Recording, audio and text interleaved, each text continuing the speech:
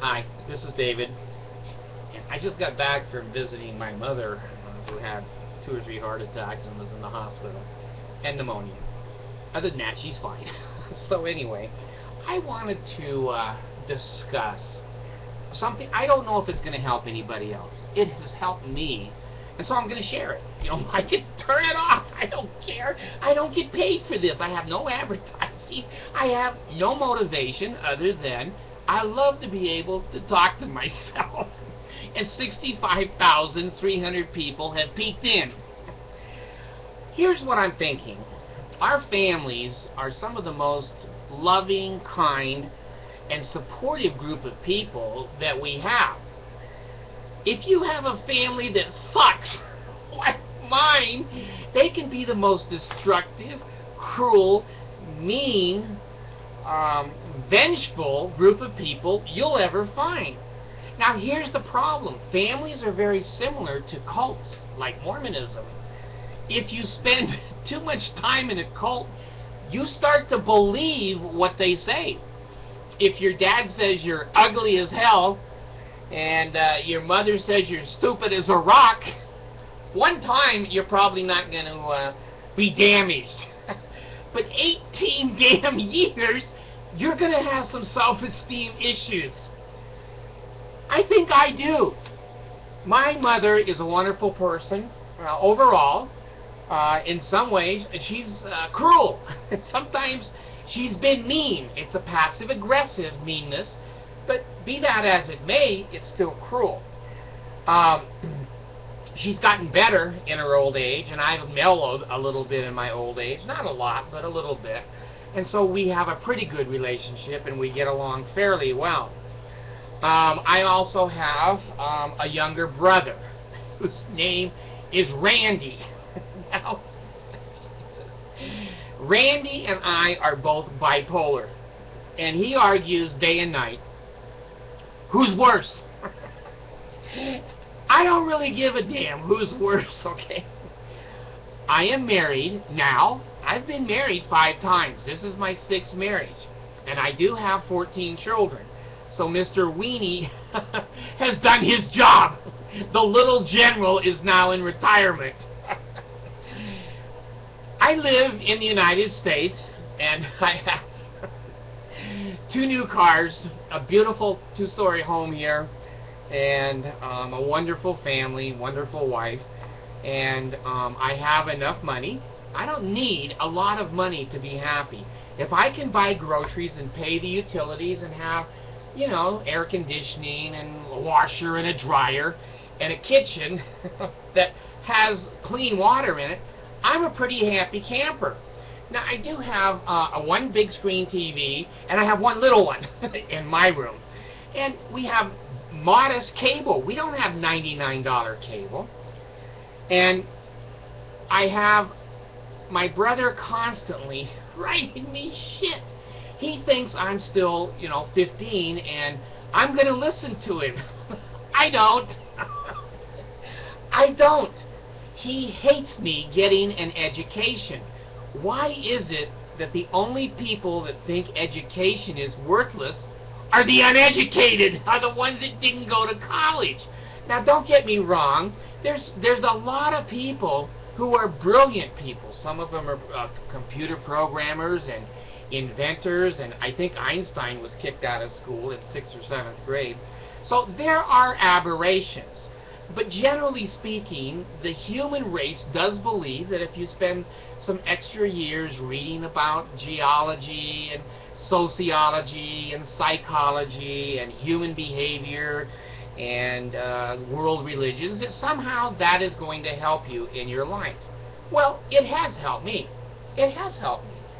Now, I've had my own problems throughout the years. I admit that, but I've never been in jail.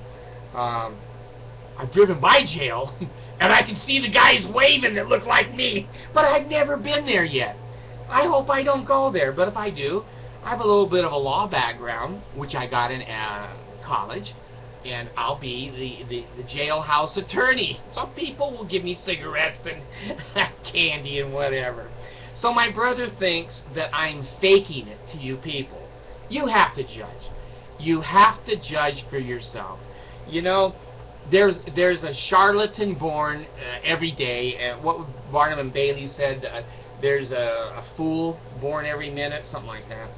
Anyway, he criticizes me for my YouTube.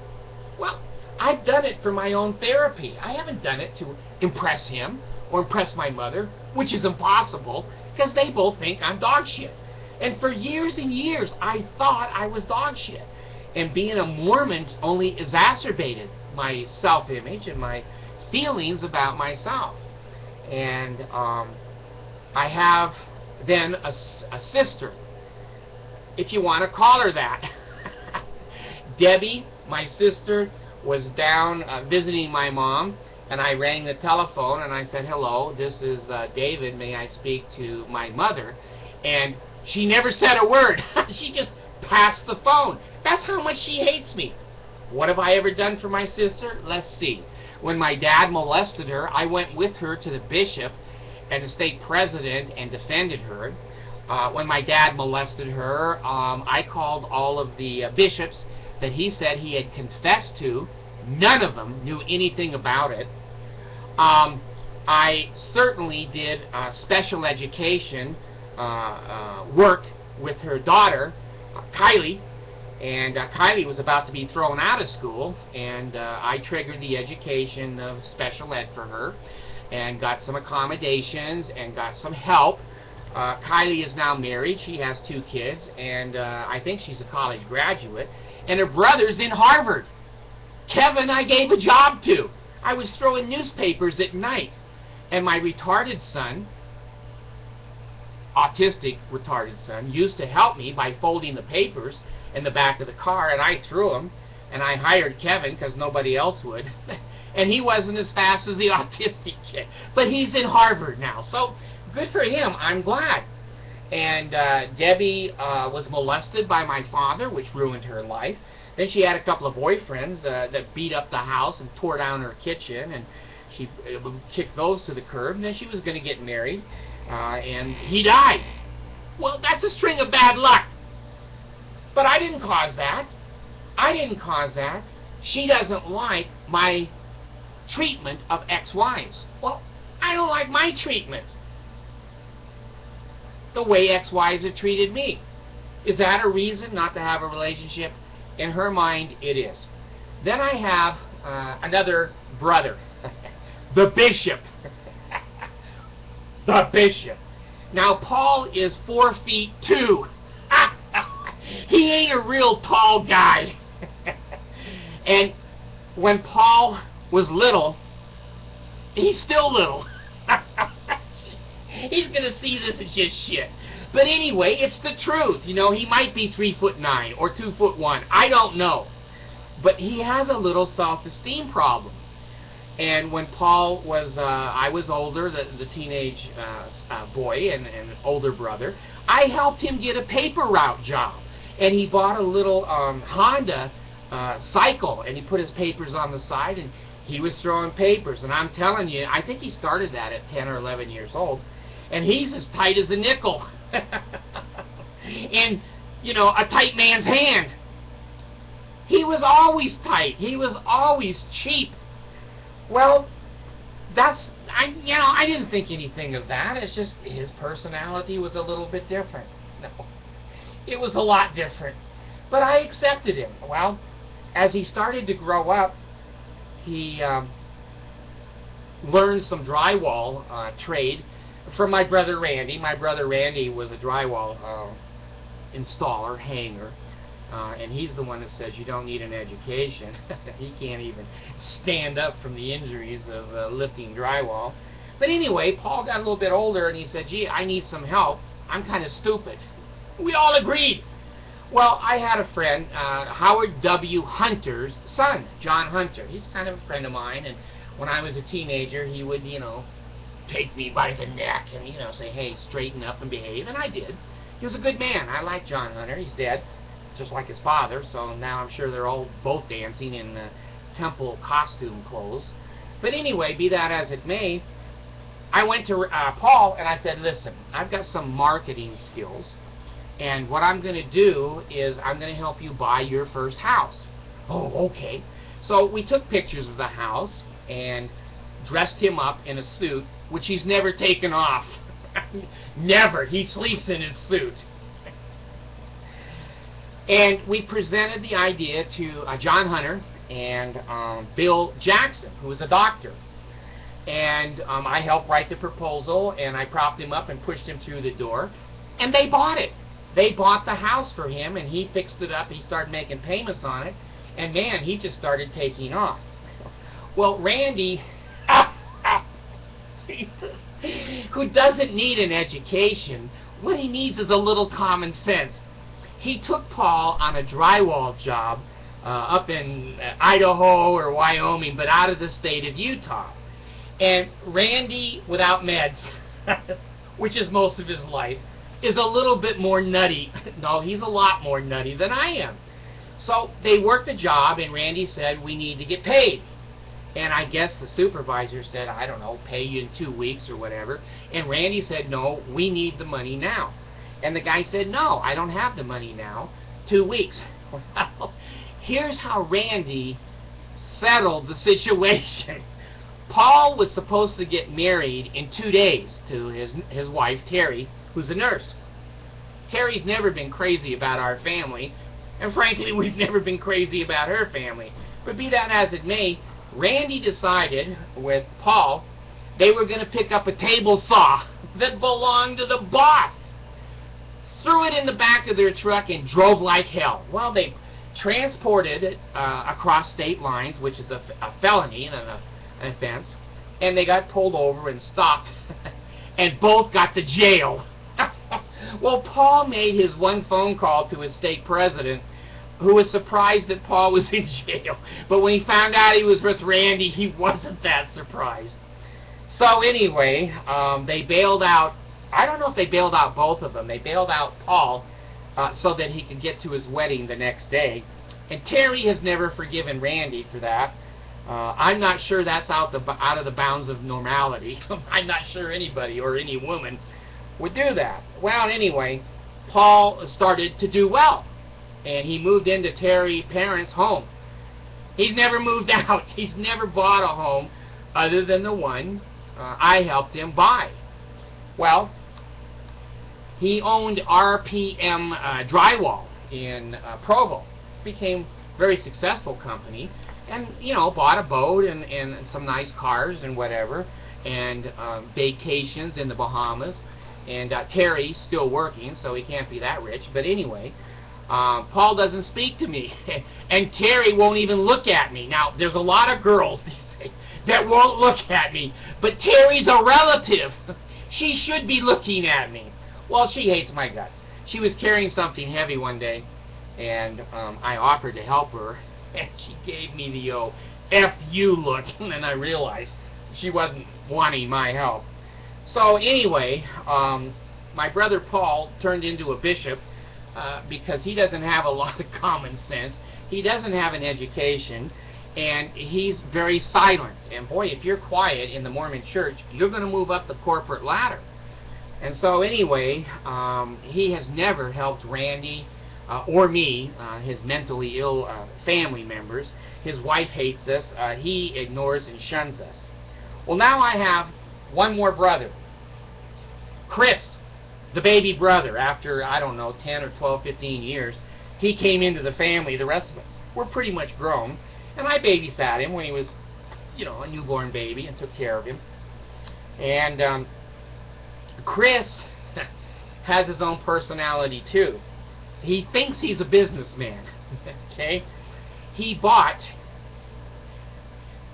a church in Nebraska, Dinkelman, Nebraska. Now, that's not a thriving part of the country in the United States. Those that you watch me in Iran and in Iraq, look out your window, and that's what Nebraska pretty much looks like. So he thought it would be a good idea to convert that to a house. I don't know. It never got converted to a house. It was a piece of crap the day they bought it, and a piece of crap when they moved out of it. but they bought a pizza and a miniature golf building, and they thought that was going to be a moneymaker. Well, once the 9 kids in Binkelman, Nebraska, went to the miniature golf course once or twice, it wasn't that fun anymore, and it sat empty. So they dipped in 2 or 3 times to her inheritance, spent every damn cent of it, and started to be paupers. Well, Chris gets the idea that he's going to make ice in Binkelman and then truck it to Walmart, which was like 2 hours away. And I guess Walmart gave him a chance, but that failed. So his pizza parlor failed. His ice business failed. Then he had an ice cream company that he drove around with the little bells on it, and that failed. And now he's back to that failure in his old age. So anyway, those are the people in my family. Now, my dad is a child molester. Dwayne. I think he's in a nursing home now, but I think the old ladies are running down the hall because they're 1 or 2 years younger. But anyway, that's embarrassing to me. That's humiliating to me. He molested my sister and 3 or 4 other kids in the neighborhood. Well, with that kind of a family history and family background, it's like a closed cult. I was in that for a long time. And being a Mormon, I was forced into that nuclear family. I didn't go out and get any friends that weren't Mormons. I didn't go out and know how to socialize. I didn't know how to go out and party. I didn't know how to make friends or be a friend. I didn't know. And these people are pounding and pounding on my ego for 40 years. You know, my mom still does it sometimes. And the others, they don't say a word because I've told the truth. Go look at my 400 videos. And there's something in there on every one of them that is humiliating and embarrassing. They haven't made one on me that's humiliating and embarrassing. And so, you don't need an education if you're not going to do anything in this world. And Randy lives in a Philippine squatters camp. I don't know if you know how poor the Philippines are, but the squatters are more poor than the regular people. He's not allowed to own property. No American can own property in the Philippines. So he built himself a little house next to his girlfriend's parents. Well, now the girlfriend is going to the United States, and I'm sure the father is going to kick Randy's ass out of that house and keep the house for himself. That's happened 1 or 2 times. Randy has changed his name. Randy, through his American passport, in the Pacific or Atlantic Ocean, and his visa, I guess a caribou ate it. So he couldn't even get a Philippine driver's license, and he's overstayed himself in the Philippines, where he'll go to a Philippine jail, and that's kind of like being in a Tijuana jail. You remember that song? Most of you have never heard it. But here's the point. When you're around a family, and they're a nuclear family, if they don't think much of you, you're not going to think much of yourself. They are going to color your opinion that you're too fat, you're too ugly, you're bald, you're stupid, you're in the wrong church, you're an apostate, and because you've been divorced so many times, there must be something wrong with you.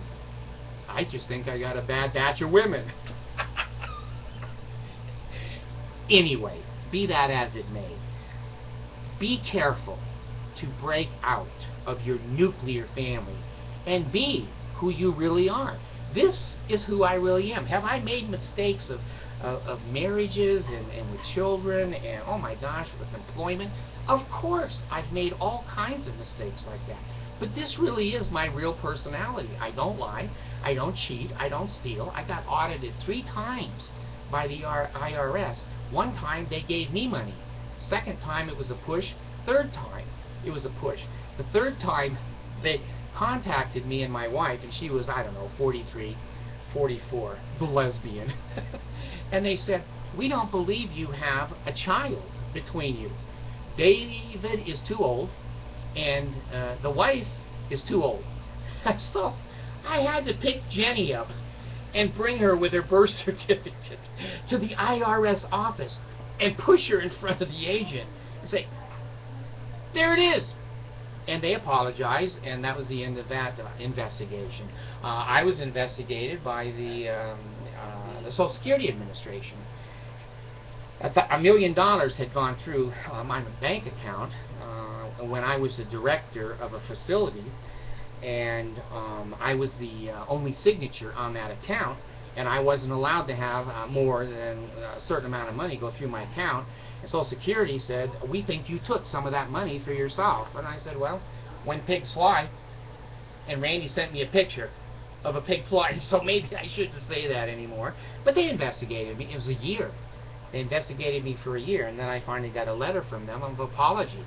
They said, "We've gone through every check, we've gone through every purchase, we've gone through your account, the business account, and you never took a dime." I said, "I know. That's what I told you to start with." So I don't have a criminal record. I've never been arrested.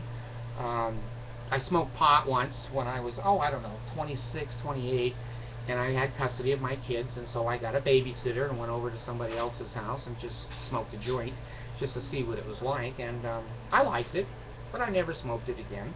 I don't drink, I don't smoke cigarettes, and I've never taken illicit drugs.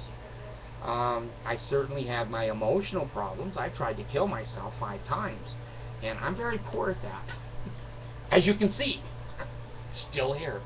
So anyway, be it as it may, his constant letters of, when he writes to me, and the salutation is "Dear Moron," I don't read any more past that email, "Dear Moron." I know what it's going to say. It's kind of like Mitt Romney. It's the same story over and over, and I've heard it. I've heard it for 25 or 30 years. I don't need to hear it anymore. So anyway, get away from your family. Get out where other people look at your talents and your skills and your personality, and then judge yourself that way. My mom, when I told her today there was over 65,000 people who have looked at me, she's astounded, because she doesn't think 1 or 2 people are going to look at me. And like I told you, when I started the videos, I didn't think anybody was going to look at me except me. Well, now I've been out in the real world a little bit more, and there's a few people that have written some really, really funny and really, really nice comments. And I appreciate that, because my family doesn't treat me like that. And the cult never treated me like that. So, I have a link to YouTube in this screen, and unless, my family are writing those thousands of comments that I've had, somebody out there thinks that I have some value and something worth saying. And I enjoy my education. Do I feel superior to other people? I don't feel superior.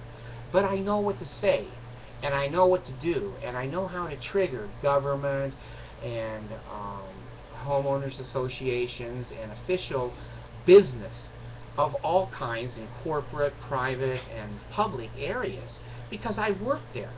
And I know their lingo, and I know that I'm persistent, and I've been in court several times, and I've won every time except one. My let's see, she wasn't BYU, she was just the head cheerleader. She took my kids to Oklahoma, and the judge told me she had a right to do that. I put on a good case, the judge said, but he had to let her take the kids. So I've lost once in court out of, 8 times, and I've had many stipulations that have gone my way. So I enjoy my education. I don't feel I'm superior, but I'm so grateful that the Mormon Church paid for 70% of it. I have to be honest. BYU, my tuition was only 30% of the real cost of my education. So thank you, Mormon Church, for helping me get an education, and then be able to get online with YouTube and tell them what bastards you really are. Sorry.